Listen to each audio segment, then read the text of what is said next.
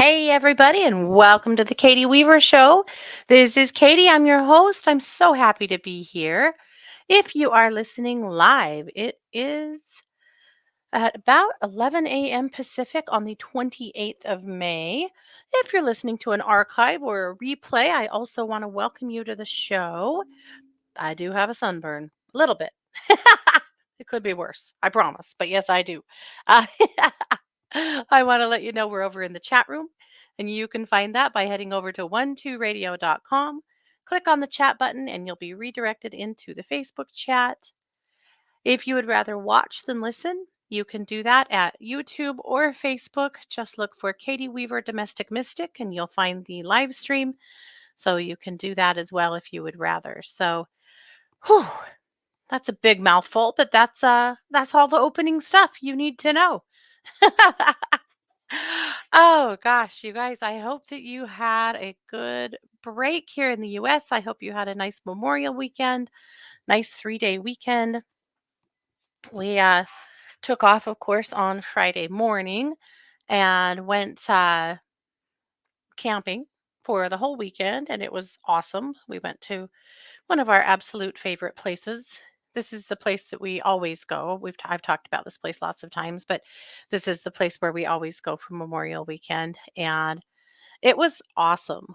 It was even funner because our dear friend Sandra came up Friday night and stayed until Saturday. And then on Sunday, our Aunt Sue came with and Uncle Troy and spent the afternoon and made dinner with us. And we had a lot of fun with them. And then my dear cousin Paula came later. Like, we just had a lot of extra, visitors and fun. And we had a blast. So it was great. But yeah, I got burned. Um, some of it's kind of windburn. It was windy. And on Saturday, it was really cold and windy, but it was just weird because the sun would break through and then we'd get really warm, but it would only be for, 10 minutes and then it would be cloudy again. And I didn't do a good job with sunblock on Sunday or Saturday until I noticed that, oh, I'm getting a little red. So then I put sunblock on the next day, two times actually on Sunday because it was getting a little not good. How did my drinking game go? So mine were, I made individual snack packs, like drink packs, not snack packs. And they went super good. So what I did is I just bought a whole bunch of little like mini bottles of liquor, and then I also bought some of the just the empties on Amazon so I could just use the stuff I already had if I wanted it. And then I bought a bunch of little cans of juice, little cans of Seagrams, little cans of or like little bottles of soda, and then some candy and stuff too. And then Mars and I took cotton candy, and you just take a little handful of cotton candy and you put a little bit of edible glitter in it and then just kind of, close it up and put it in a baggie. And so each one of our drinks basically had a shot or two of liquor, depending on it. And then whatever, like soda or juice or whatever you were putting with it. And then everyone got a cotton candy so that when you throw it into your drink, it changes that color. So our idea was we'd have a little key, and whatever color that glitter was, that's what you were, but we never got that part done, so we just made up insults on the fly. This is how our family is, right? You know this. But they turned out really, really good. I will say the one that I drank, we made about 25 of them, and some of them were non-alcoholic because we do have kids and non-drinkers in our group, of course. And some of them could be non-alcoholic if you just chose to not put the liquor in them as well, of course. But anyway, the one that I chose was called Monkey Tits, and it was a shot of banana banana cream moonshine and a shot of a chocolate cream moonshine, or not moonshine, just chocolate cream vodka. And yeah, it was delicious. It was the Monkey Tits for sure. So it was fun. We had a ton of different names on our drinks. Like we have a local lake that people go and like swim and hang out at. So instead of Sex on the Beach, we made Sex on Rigby Lake. That was funny. A lot of them were references to the Daybell trial since that's where our heads are at, like, securely right now, and lots of stuff, but it turned out really fun. So, the first night, I just passed the box around and let everybody pick one, and then they, shared the name of it. It was just fun and funny, and then what was left the next day, everybody, went through and drank up. So, yeah, they turned out really good. I was really pleased with them. Yeah. And then Matea did for her drink, she called it a Brazilian butt lift, a BBL, but it was Brazilian limeade. Have you guys ever had that? My god. So basically it's water and muddled limes and ice. And she was offering tequila or vodka and sweetened condensed milk. Holy delicious. Yeah. And then Micah did hot chocolate because he knew it was going to be chilly, especially in the evenings. So his was the hot chocolate with chocolate cream vodka as well as Frangelico. Have you ever had, or is it Frangelica? Frangelica. It's hazelnut liqueur. Damn. Anyway, so it would make it sound like, well, and Mars did Mars's drink. We're terrible.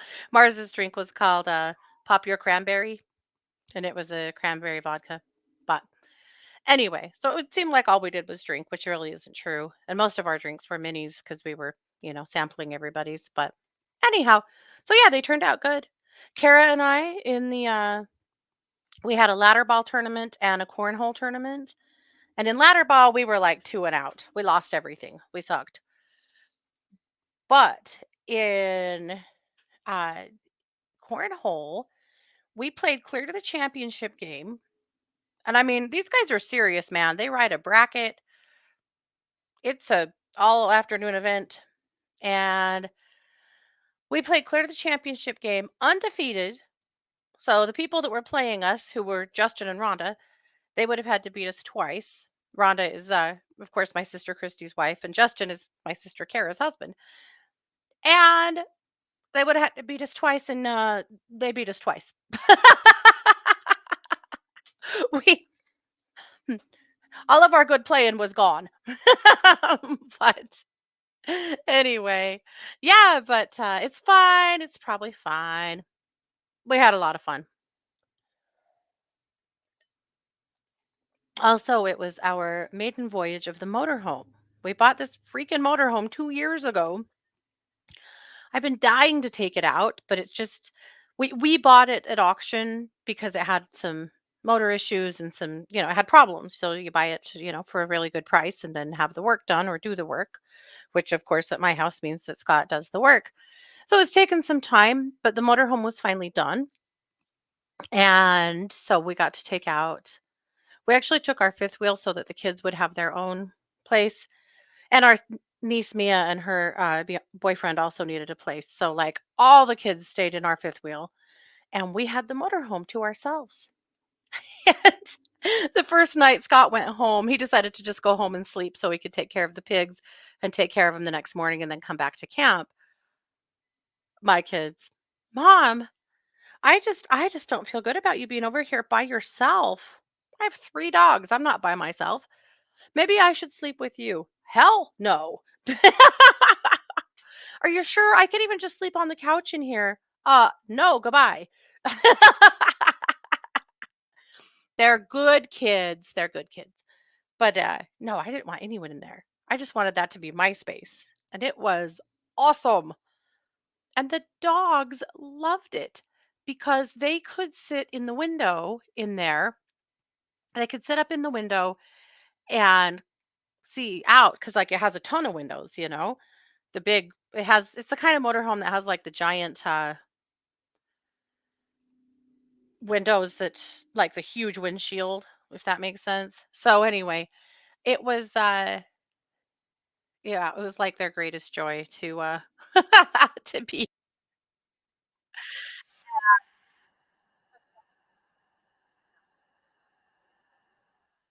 I loved every second of it.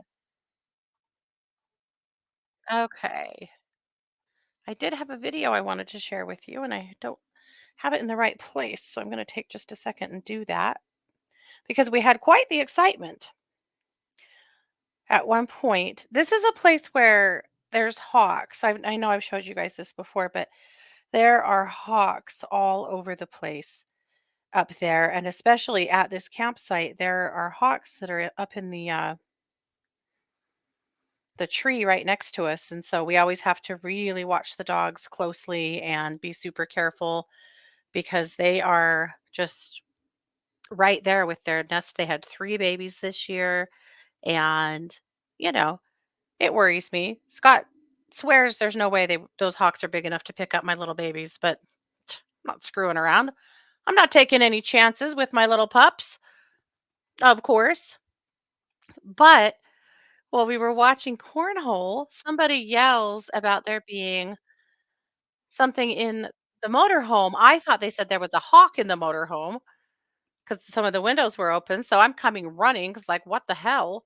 Well, it wasn't a hawk in the motorhome, it was a hummingbird in the motorhome.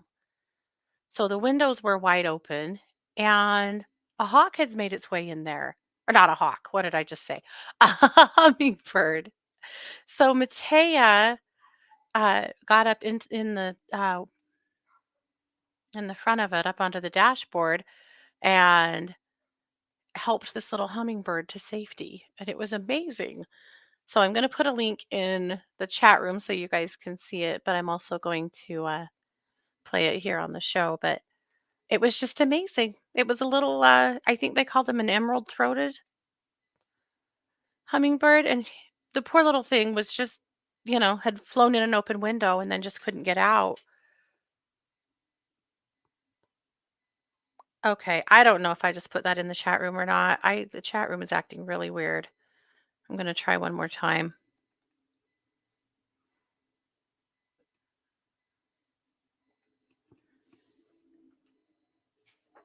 Okay. It looks like maybe I did. So, oh yeah, there it is. Okay. So I'll show you guys here. Getting it. There you go. Okay. It's got the idea. Oh, no, no, don't come back. Don't come back. No, go that way. You're almost there, honey. You're almost there. Keep going just a little further. Through an open window. Oh, goodness. Okay, it's okay. You're okay. No, you're okay. No. No, no, no, it's okay. There you go. No. Air opens. I'll stand over there so it doesn't keep going over There you go. Oh, good job, Matt. Matt was the hero. She saved the day and kicked the little hummingbird out. Poor little thing. The dogs didn't. The only dog that was in there was Matea's dog Buddha. He's a little Shih Tzu, and he's not like a hunter or aggressive at all. And he didn't seem to. We did grab him, just because that would be horrifying if he went after it. But he didn't act like he was going to. Luckily, the Chihuahuas were all out with me, it, strapped to my chair with their leashes, so they weren't going anywhere. But anyway, isn't that wild? Anyhow, and I should have started videoing. It lasted quite a lot longer than that, but Matt just kept cupping her hand underneath him, trying to just kind of help lift him out a window. And he kept just settling back down into her palm, and he'd sit there for a minute and she'd start to move him and then he'd take off again.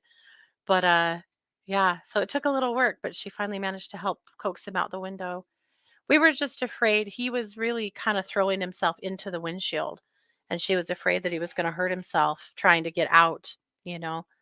And then we closed those windows because those side windows, they're just huge. And so I think he didn't realize that he wasn't just still in nature. Poor little dude. But yeah, I know. Hummingbirds are so special. So Sheila, maybe we'll do hummingbirds next week. I thought that because we are in the moment of winged things, right? Didn't she do a beautiful job? And by the way, is she not the most beautiful girl? My God. I don't know if I've told you guys how great she's doing, but she worked for a healthcare company that managed the COVID response at Micron in Boise. for the last 4 years, and then she graduated from college in the fall with her master or her bachelor's degree. Sorry, and she still is planning on going on for her master's, but not quite yet. It's just so expensive and cripplingly expensive. So she's kind of just going to work for a little bit and regroup before she goes back on that master's because she's going into occupational therapy. But because of her healthcare background and because of her degree, she was able to get back on at Micron. Her contract ended, but she was able to get back on at Micron almost immediately with another healthcare company who is managing the health and workman's comp angle of all of this new construction. They are building a facility there for chips. It's a part of the Chips and Science Act that the government implemented not too long ago. And it's this huge, it'll be the largest facility of its kind in the world when it's done. And that's a big undertaking in Boise, Idaho, because we don't have a large population. And so getting enough workers in there, they're bringing people from all over the place. So their health has to be managed. So they have a clinic. And so if someone gets hurt, they have to come into the clinic and be assessed by the doctor or the PA or whoever's on scene. And then if there's a workman's comp referral, then that's what Matea's in charge of. So it's really great. She's learning a lot, and she had to go pick up like a professional wardrobe recently because she really didn't have that, and she's just doing amazing. So proud of her. But anyway, yeah, pretty cool. So we'll see. We'll see. She has to dress professionally, but with steel-toed boots because it is a construction scene.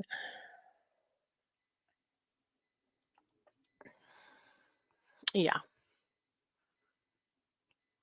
Oh, Sid said she struggled to get a hummingbird out of her house for an hour. She said I had to lead it out with a giant bright red bowl as a lure. It actually let me hold him. He was so tired. Yes. Ah, poor baby. Aw, thank you, JR. Yeah. Anyway, always bragging on that kid because she's just doing awesome. And now, of course, Mars is home for the summer. So she actually woke up this morning and said, "Can I have your debit card? I'm going to Walmart to buy flowers so that I can clean up and plant your front flower beds," which I am not physically capable of taking care of my flower beds. I really don't deserve to have them because I can't. I can't. Um, I hadn't even asked her. I'm like, yeah, I couldn't get that debit card out fast enough. So, anyhow, so she's in town buying flowers so that she can do my flower beds. So I'm super excited. Yep. I used to love to garden. I really did, but my feet and legs just aren't. I can do a little bit, but there's a lot I just can't do. Yeah. So anyway, yay for that. Aw, thank you, Sid. Well, I thought today I kind of got sidetracked. What I was trying to say earlier about the birds is that it's really winged things season, right? Birds, butterflies, hummingbirds, dragonflies, moths, and the like. And I was thinking about how in mediumship, how often people tell me of coming through as a winged thing to see their loved ones. And also how many people tell me, even people who aren't like necessarily metaphysical or have much of a belief in these things, how often they tell me about having odd experiences with animals, particularly winged ones, after they lose a loved one. And I thought, for a summer series, it would be nice to spend a few weeks at least on different birds and some of the spiritual meanings behind them and that kind of stuff. So I started us off this week with hawks. Since I just spent the entire weekend in the presence of hawks. But since hummingbirds came up, let's do hummingbirds next week. I thought this would be a good theme here for a little bit. Uh, but on that note, if I would be curious to know what you guys' stories are about having winged things around you. I We used to have an advisor here who had cardinal after her dad died, a cardinal male that would come every single day and peek in her window and tap on the window and like insist on an audience from her. That was Jenny that used to work here. And they she was having amazing experiences with him on a daily basis. And as you've probably heard me talk about before, it's crows that for me are my mom and always have been since she passed. And that's why I love them so much. And I'm always feeding them and, you know, and chumming them in here so that I can hang out with them. Oh, Laurie, that's right. You've been having some crazy experiences with crows. So I'm curious to know, but that's where my thought process was. So we are going to hit birds and wing things here for several weeks. Oh, Pamela said for her it's cardinals when her mom shows up. That's amazing. We don't really have cardinals around here. I can't think of a time I've ever seen a cardinal here. When I was in Tucson a couple of months ago with softball, I was sitting in the car in between games on my phone working actually and looked up and there was a cardinal couple, male and female, in a bush right in front of me and I was shocked. I was so excited because we don't have cardinals. Or if we do, I've never seen one. I don't think that we do. Sheila said for her it's dragonflies. It can be for me as well.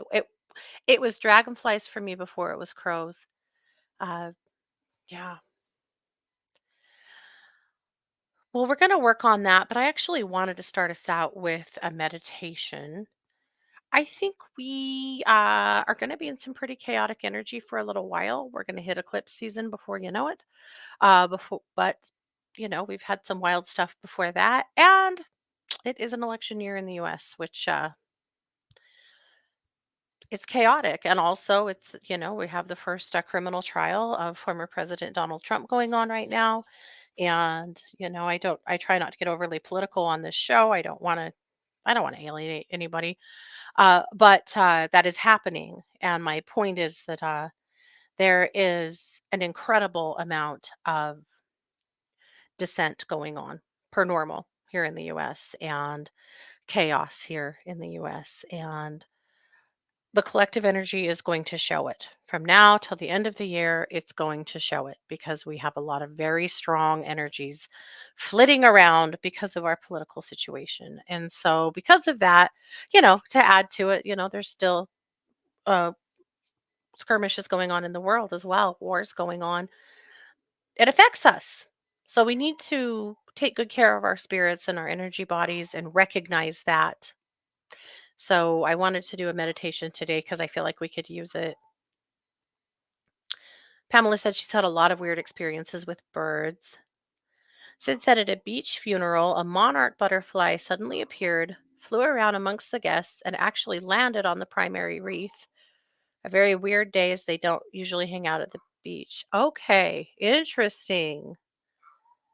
Jessica said I had a bird come inside, a hummingbird, and get right in her face. Butterflies, wood bees, dragonflies, daily here that land on you. It's amazing. That is amazing. Yeah. Uh, oh my goodness, there was a funeral not too long after my mom died. One of her cousins that she was close to, a lady named Debbie, died. And at Debbie's funeral, we it was at a church, an LDS church, and there was a cat desperately trying to get in the door of the church. We were kind of late towards the end of like the viewing period, and then the funeral starts, and so we were kind of hurrying in. But I could not leave that cat. She was desperate to get in the doors.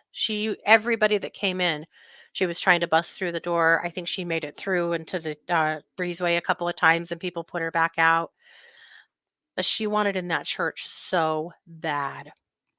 And I just had the strongest sense that that was Debbie. And she was trying to get to her husband and her daughters. And I sat out there with her for quite a while because I just couldn't leave her, you know? She was meowing and carrying on and just pushing up against everybody that was going in, and it was crazy. So I stayed outside with her for a long time, and finally it was like time for the funeral to start. So I went in, and after the funeral, like, went back out to check on her, and she was gone. And I even drove around the church. She was gone. But wow, that one was interesting. Oh, they would never let a kitty inside the church. No. I thought about letting her in, but I didn't know. Somebody would have grabbed her and put her right back out. But man, she wanted in badly. Yeah. Another experience was a funeral of our friend Brooke. Brooke took her life. She was about 25. She had really serious endometriosis and just could not get the help that she needed for it at all. She was accused of being an addict, accused of being drug seeking. It was just stupid. But she was in terrible, terrible pain. She was my cousin Amy's best friend, and they were roommates. And once a month, I would hear from Amy, "Can you please do some distance work on Brooke? She's in hell. She can't go to work." And I would. Yeah. And then Brooke finally discovered that marijuana took her pain away and really, really helped during that period. But it wasn't legal in Idaho. It's still not legal in Idaho. And she ended up getting uh, pulled over and ticketed because she had weed, and was kind of the last straw. Her dad had passed when she was in high school, and she had been particularly close to him and hadn't, I think, really ever healed from losing him. And she was gay, and her family was deeply LDS, and they really didn't accept her for who she was at all. And I mean, I could go on and on, but at any rate, Brooke took her own life, and it was really, really heartbreaking. But at her funeral, they didn't do a funeral because it was a suicide, and that's kind of a thing. Unfortunately, in the Mormon culture at least, a lot of times they don't do funerals for people that kill themselves. They just do a graveside. So they did a graveside. Um, what they didn't anticipate is how many of Brooke's friends were going to be there. So many. She was hysterical. She was an absolute hoot. I loved her. And she so all of these kids were there that they didn't really anticipate being there and didn't necessarily want there, I think. But they had her casket there and her casket spray, and they had a few things that belonged to her, like her guitar and some of her artwork and some photos of her. And while we're standing there during the graveside service, there was there were two of the biggest dragonflies I've ever seen flying around. And the one stayed right close to the casket spray, the wreath there, like, just sat there. But the other one flew around. She landed on Amy for a while, sat on the guitar for a little bit, sat on various other people. And it was clearly Brooke. It was clearly Brooke at her service. It was amazing. Afterwards, my aunt approached me and she said, "Okay, I know you saw the dragonflies." And I said, "Of course." And she's like, "Was that Brooke and Brooke's dad?" And I said, "Absolutely, it was." And she was like, "I knew it. I knew it as soon as I saw them." That was amazing. Uh, when my mom died, there is a power line that passes over the cemetery a little ways away from where her grave was, but not very far. And there was one dove sitting on that line watching. She watched her entire service, and I really thought that was her. And afterwards, several people asked me, "Was that your mom?" And I said, "Yeah, I'm sure it was." And then, just what, 18 months later, we were back there burying my dad. And that time, there were three doves that sat on the power line and watched us. Why three? Well, my parents lost a baby when he was 4 months old. He would have been between Kara and me. So he would be about 43 now. His name was Ricky. So Ricky was buried in a cemetery in a different town up near the Tetons. But my mom wanted to be buried close to her family, a little closer to us here where we camp. And so we had promised her we would move him to be buried with her after she passed. And we did do that. And so in the gravesite of my parents, they are both buried there, but also is baby Ricky. And sure enough, three doves just sitting on that power line watching us. I knew. We all knew. That was them. They were there. Kind of makes me want to have all of these services outside, you know? If you can. Jessica said that's kind of a thing in most religions. Yeah, that's too bad. We have to stop assigning so much shame. Laurie said, "You've got to be kidding. Everyone in California walks around high on cannabis. It's a travesty. It's not legal everywhere." Oh, I could do 10 shows on that, Laurie. I agree with you entirely, but I don't want to put a target on my own back. Here in my backwards dumb state. Yeah. Yeah, really sad that Brooke just needed pain relief from the hell she was in, and that was enough to be the last straw. But anyway, uh, Sid, this comment is absolutely killing me. Anyone who's had a cat, you get this. You know, oh, well, this is a dog, sorry. A cat or a dog, you get this. But she's talking about her dog, Patchouli, that passed not too long ago. She said, "I've been smelling Patchouli's little fart smells regularly. I've been told she hangs out with me in the living room." Yep, that tracks. I'm glad she's there. And yep. Mhm. Not every dog is farty, but man, some of them, whew, whew. Yep. We had a Great Dane that was the fartiest dog I have ever had. And boy, you knew it. Yep. Well, good, Sid. And of course she is because she adores you. Yeah. All righty. Well, let's do a meditation. I think this is a good place for that. So let's take a few deep breaths here and get ready. I'm going to add this to the screen. So this is a meditation from Planet Meditation that I put together. It's been a little while, a few months ago, but I thought this was a good one for this week because while there's so much chaos in the outside world, we have to remember who we are. We have to remember how powerful we are, how capable we are, and not lose sight of ourselves in this wild world we're in. So I'm going to invite you to get comfortable, to take a few deep breaths, and just get ready for a meditation here with me.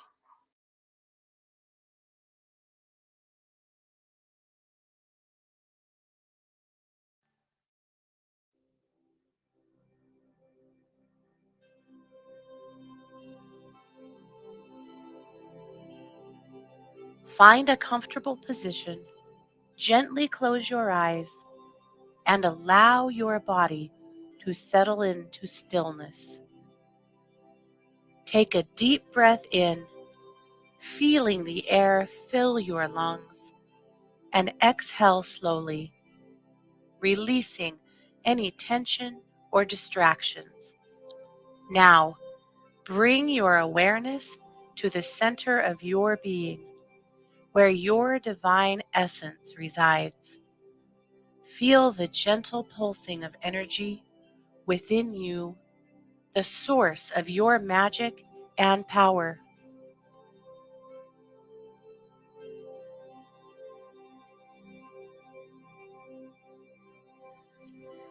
Visualize a gold light glowing brightly at the core of your being.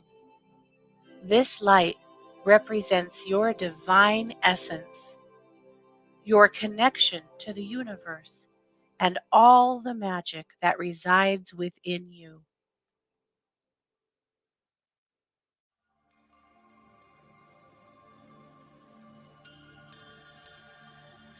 With each breath, feel this golden light expanding, filling every cell of your body with its radiant energy.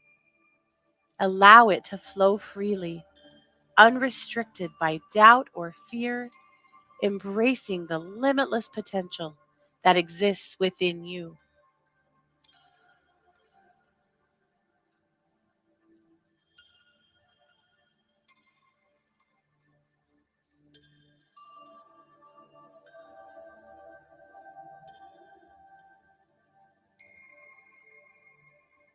As you continue to breathe deeply, imagine yourself surrounded by a shimmering aura of light, like a protective cocoon of divine energy. Feel its warmth and strength enveloping you, providing you with a sense of security and empowerment.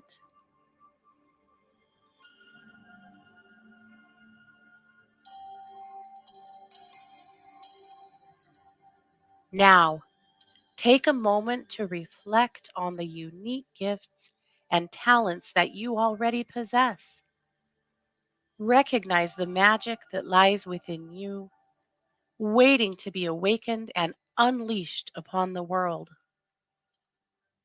With this awareness, set your intention to unlock your divine magic and step into your true power.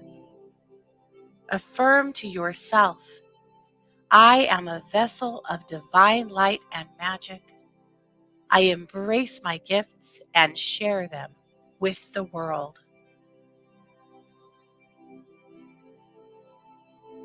I am a vessel of divine light and magic. I embrace my gifts and share them with the world.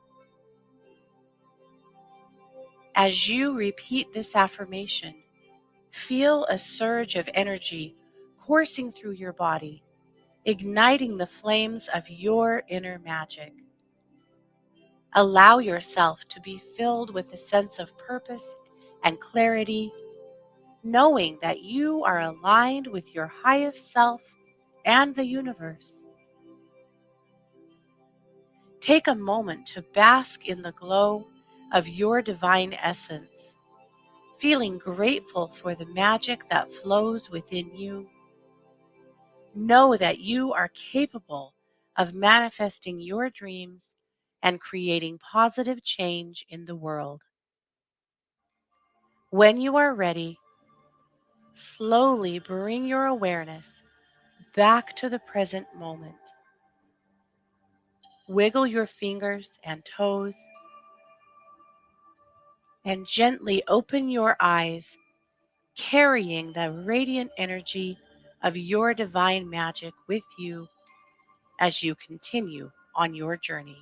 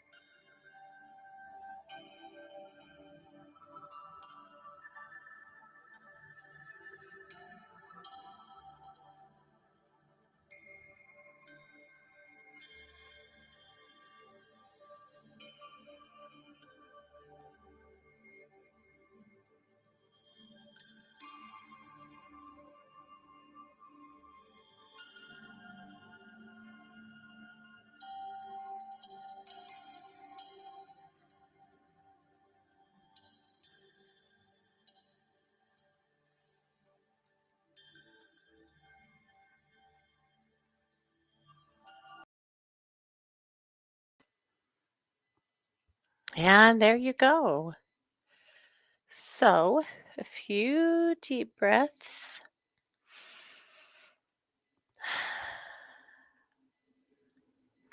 Ground back into your body here.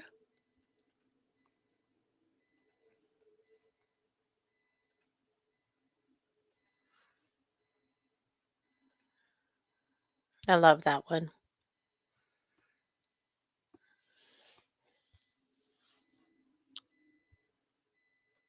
Now,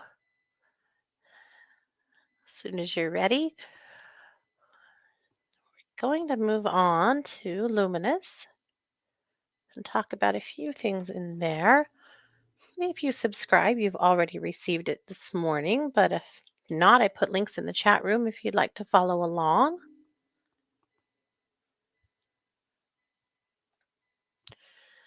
The cover is a photo that I took of the hawks this weekend. Now, bear in mind that that tree is, I'm not really sure how high, but an extremely tall tree. Let's say that they're poplars, or no, they're cottonwoods. So clear in the top of a very tall cottonwood tree. And so I'm zoomed in as far as I can, and then used a sharpening app to sharpen the picture. So if my hawk photos look a little bit blurry, that's why. It's a wonder we're getting a shot at all. But this is mom coming back to the nest. Mom and dad spend all day hunting. The babies are pretty big, and so they're not like they're babysitting them. They're off hunting, and primarily what we see them bringing in are snakes. They bring in what I'm assuming are probably garter snakes, and they sit in the nest with the babies and they shred off pieces and they give to the babies, and the babies slurp them up like pasta, and it's horrifying. but it, but it is the circle of life. So, but I had to share my shots because it's just pretty cool stuff. Okay. I called the magazine this week the Come Together Right Now. You know the Beatles song, Come Together Right Now. Oh, for me. You know. I know. Sorry. That was probably not that great. But that was in my head this morning, and I was thinking about how, yep, that's how it needs to be. We've got to come up for each other at this point. One thing coming in for me, covering this entire Daybell trial is how Tammy Daybell, who was one of the victims, she was Chad's wife that was murdered. And Tammy, her friends have come up so big for her in this trial.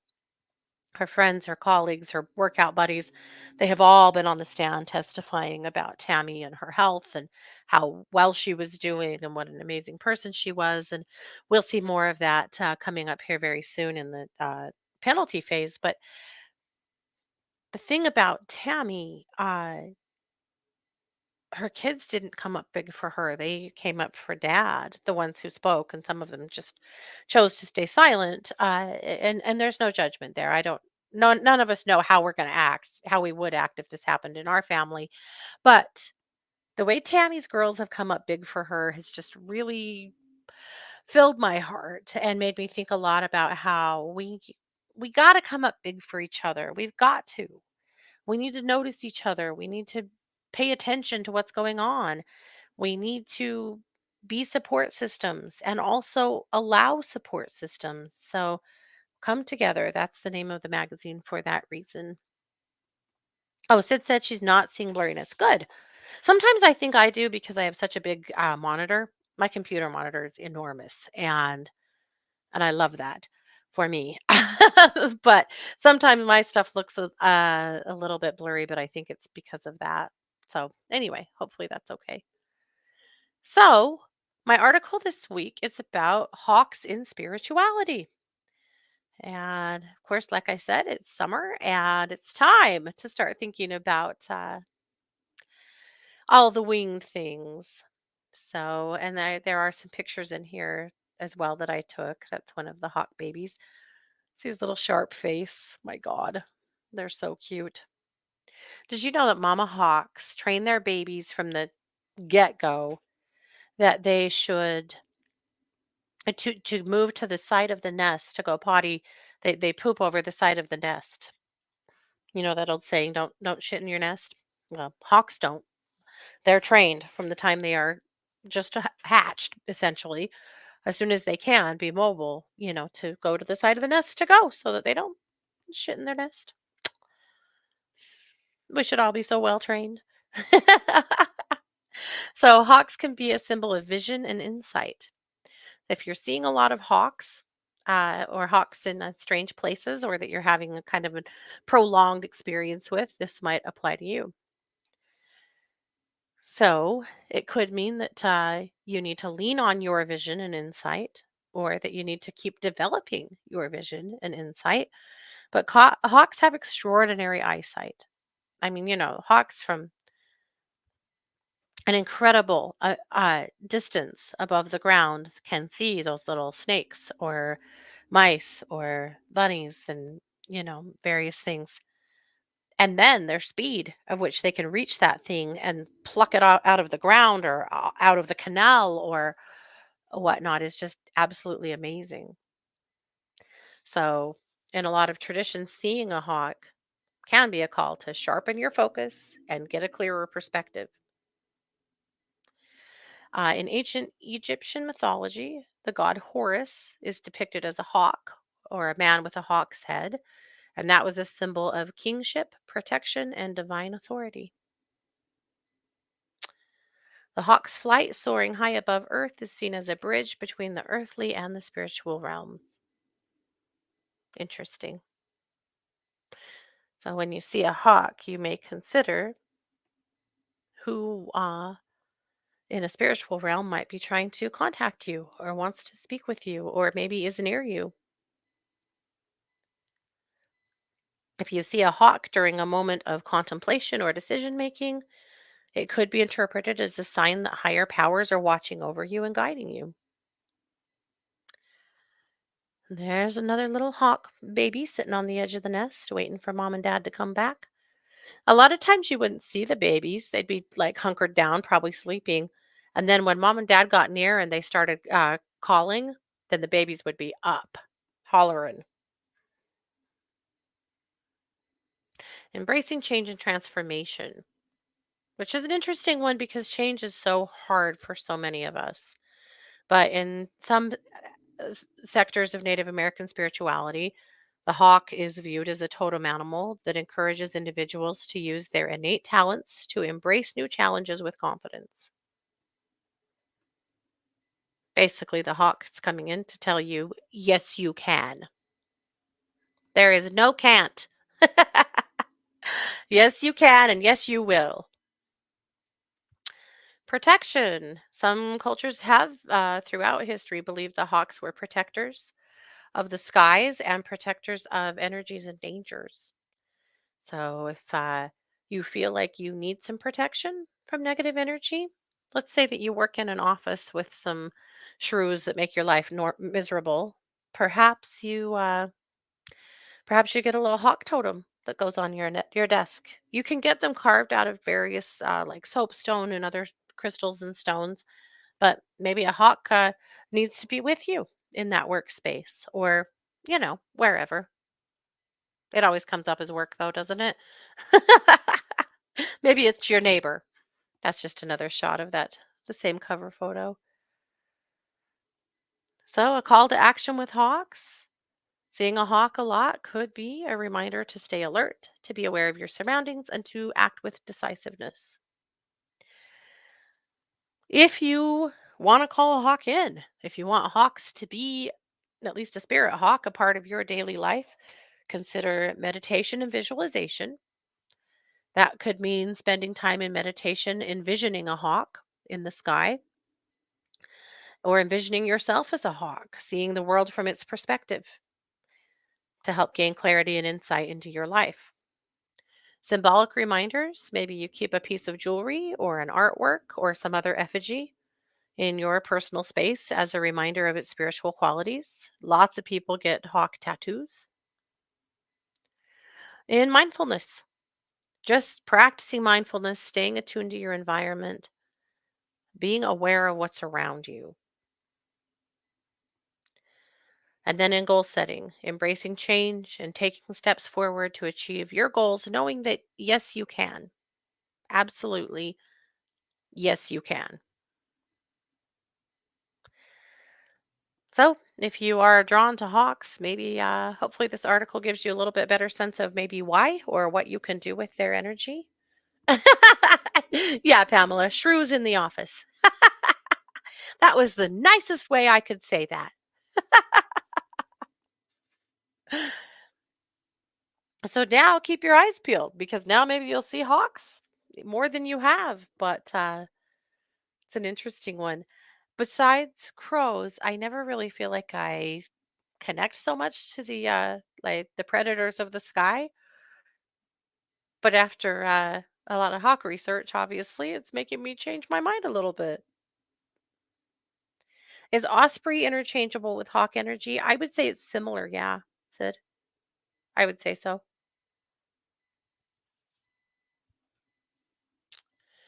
Okay, moving on. All right, Kelly brings us a deep dive into Queen Elizabeth I and rumors of her death by vanity. It's so good. My God, Kelly is a born researcher. She might have missed her calling as a reporter because she is a born researcher. And this article is so freaking awesome about Queen Elizabeth and the bullshit that is said about women and the way women are forced to become things they aren't. Yeah, really good, Kelly. I loved this article a lot. All right. The tip of the week is a spider bite roll on. This is a really good one to keep on hand in the summer. And why? Well, because I woke up with a spider bite the other day. It's this must have been the biggest damn spider. The I can't quite get it in the camera to show you, but oh, I kind of can. Anyway, who the hell did this? Anyway, it seems like always, especially in the summer, tips come up with necessity. So if you want to make a spider bite roll on, in a 5 milliliter roll on bottle, combine 15 drops of melaleuca oil or tea tree, same thing, 10 drops of lavender oil, and 5 drops of cypress oil. Top it off with coconut oil or sweet almond oil. And then, swirl that around, mix it up good, and you can use that on your spider bites or your other bug bites. But yeah, if you think it's a venomous spider bite or it looks like it's going to get yucky, then you better get yourself to the doctor. Yeah, people can get really sick from spider bites. Yeah. Or they can just, you know, bother you for a few days and be gone, which is what I think this one's going to do. I've had it now for almost, well, about 6 days and it's ugly, but it's not like red around it. If you start to get like a red raised thing around a spider bite, you better get to the doctor, get some health care. Yeah. But for minor bug bites, spider bites, and stuff like that, this is a really good roll on to help combat that. All right, Christy's energy exercise is inner peace.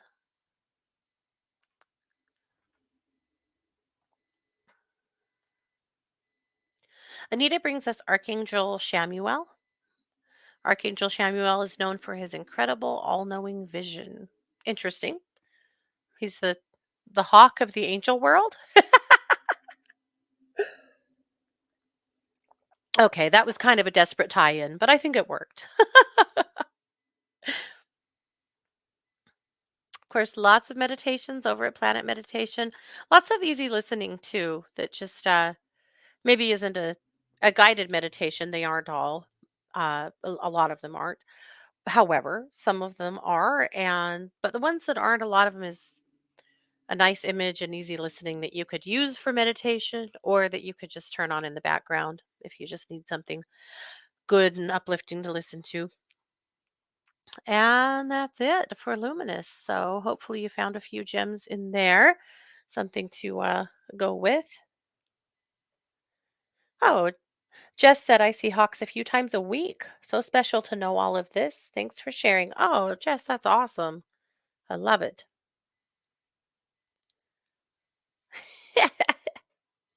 Oh yeah, Laurie said they have brown recluse and people in California and people get really sick. Oh yeah.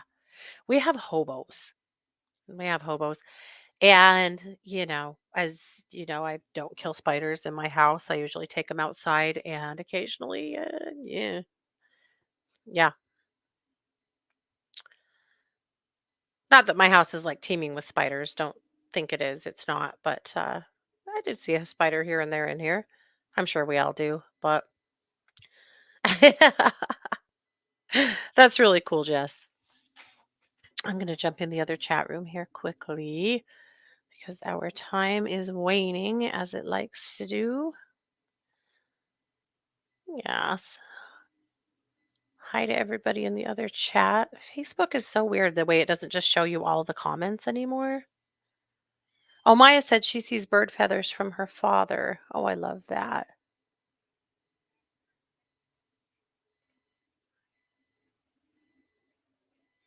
Okay. The feathers are hard because uh, you can't possess all feathers. It's not legal. That's a toughie because really you should just not. It's a good policy to just not have feathers because unless you know where they came from, like from a turkey. But a lot of winged things, the feathers aren't really legal to possess. Though I don't know who's out there like ringing people up for having a crow feather. I don't know, but that gets a little bit sticky. But I'm glad that you see them. That's awesome. All righty. Well, we've pretty much talked down to the end of the show. I do want to tell you a few fun things. First of all, I want to wish Scott a happy anniversary because our 26th, 27th, sorry, our 27th wedding anniversary is on the 31st. So, here in just a few days. So, happy anniversary to Scott. Yeah, it almost always comes on Memorial weekend. And so, we really never celebrate it so much because we're camping. So, it's just a happy anniversary. But this year it's not. So, maybe I'll talk him into, going out to dinner or something. we Our anniversary we picked a bad time. We should have gotten married the week before or the week after, but, hindsight's always 2020. But it's fine because all is good. Yeah, but yeah, 27 years. But of course, we started dating when we were 14 and got married 5 years later when we were 19, and so, 27 years married, but 32 years together, which is crazy because I don't even think I'm out of high school yet most of the time. Yeah. Also, I want to let you know that I am, of course, remind you that I'm a professional psychic advisor over at one2listen.com. And you can find me over there every single day doing readings, doing healings, lots of energy work, whatever you need. I'm there daily. And if you head over there and I'm not there and you need me, just do a callback request. When you do that, I get a text that somebody's waiting for me, and then I'll get signed in as quickly as I can to be there for you. So, of course, I can help you with a psychic reading, mediumship, animal communication, some decision making, coaching, whatever you need. I'll be there to help you as best I can. So, that's where it's at, is over at One Two Listen. I also was thinking that, well, here we are. It's the 28th, which means my birthday is less than 4 weeks away, less than a month away. And so I'm already starting to think about what we're going to do for the birthday giveaway show this year. So I know that's going to get exciting. So be watching for that. It's coming. And we'll pick up our Winged Things series next week with hummingbirds. So thank you all so much for being here. I appreciate you immensely. I will be back next week, same place, same time. Unless we're on verdict watch with Daybell, but I don't think so. I think we're going to have a conviction by Friday. So that would be the only reason I wouldn't be here next week, but I'm going to plan on it. So thank you so much for being here. Thanks for being a part of my world, you guys. I love and appreciate you more than I can say. This has been yet another production of The Katie Weaver Show here on 1 2 Radio, where we're changing the way you listen to the world.